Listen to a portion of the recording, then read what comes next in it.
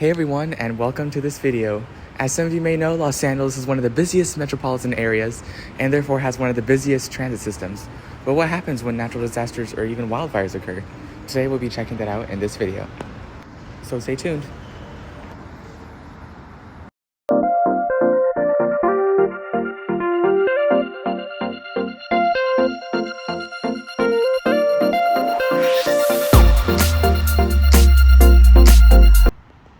We're currently at Lake Station, which is only 1 mile away from the Eaton Fire's path. And we're going to put a map here which has the fire damage and fire path. And unfortunately, it's reached pretty far down into Altadena. However, as you can see in the skies today, it's pretty clear and there's not much smoke in the air, so most of the fire, at least in the suburban area, has been extinguished. I also wanted to note that if you were impacted by the wildfires or if you know someone who did, my heart goes out to you, and there's tons of resources that are available as the community comes together in Los Angeles. And you can donate to World Central Kitchen and Red Cross. Those are the two prominent agencies who are doing so much to help. And during the wildfires, it's been fueled by the Santa Ana winds in 2 rounds of multi-day onslaughts, which fueled the growth of the fires.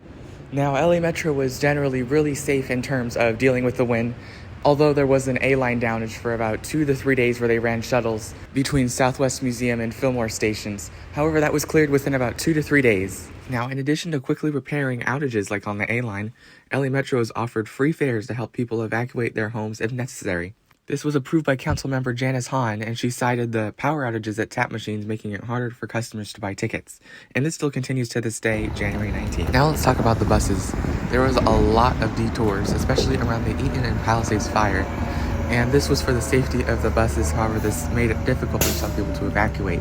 And for those who didn't have access to bus services anymore because of the detour, Uber and Lyft have offered rides of up to $25 to evacuation sites. What's also notable is the suspension of Metro routes 134, 602, 660, and 662.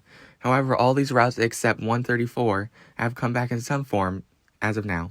Other transit agencies such as Big Blue Bus and LADOT Dash have also joined LA Metro in offering free fares, with Big Blue Bus scheduled to resume collection on January 21st. LA Metro may not seem like an emergency service in the surface, but it was truly essential to the emergency response to the fires by providing a way for people to evacuate and by providing access to those who may have lost their cars. LA Metro has also been doing a great job recently with dealing with downed trees, power outages, and other disruptions that can disrupt Metro rail and bus service. Now, this was truly tested during the Eaton, Palisades, and other small fires that were sparking up around the region as rough weather with high winds and fog that enveloped the Los Angeles region. LA Metro has also done a really good job with communication over the course of the wildfire, and 2 places I'd recommend you look for up-to-date information is LA Metro's Twitter and their website, which has up-to-date detours and rail alerts. They are particularly good at updating bus detours, especially in fluid situations where some roads are closed, or especially with the looting situations that were going on. Roads were closed off to just emergency responders and media only, affecting bus service. As we're all monitoring the wildfire situation, it's important that we also check the bus detour routes too, as they sometimes take a long time to return back to normal after the roads have reopened. Another cool thing LA Metro has done is they've created these interactive maps which show the system map and other resources nearby, so that way you can use Metro to reach these resources, mainly evacuation centers for those of you who have been displaced. Each colored dot comes with all sorts of information on what the hours are and the addresses are, so that way you can find them exactly. With the impacts of several wildfires being spread across the Los Angeles region, there's tons of resources across the LA region, from Pasadena to Pacific Palisades, and even north into Ventura County, as you'll see in a second. There's also evacuation warnings and mandates on here as well, in red and yellow. Luckily, the evacuation orders and warnings south of the Eaton fire have been cleared, and there's just some remaining on the west side of the fire. As of the upload date today, January 19th, some of the roads have also reopened, but some remain closed, especially closer to the foothills. Now let's take a look at the Pacific Palisades fire, which still has evacuation warnings surrounding it. It's 52% contained, so there's major progress on it, luckily. And as usual, you can see evacuation centers and other resources available, accessible by Metro Rail and buses. There's even things like food pantries that are listed on here.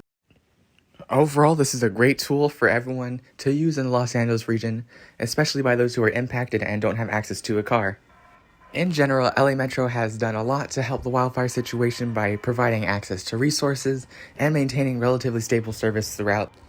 If you enjoy videos like this that are a little bit different style, make sure to like and subscribe for more.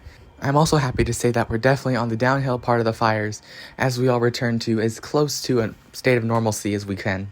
With that, I want to thank you for watching, and if you have any other videos that you'd like me to cover or any other topics, feel free to let me know in the comments down below.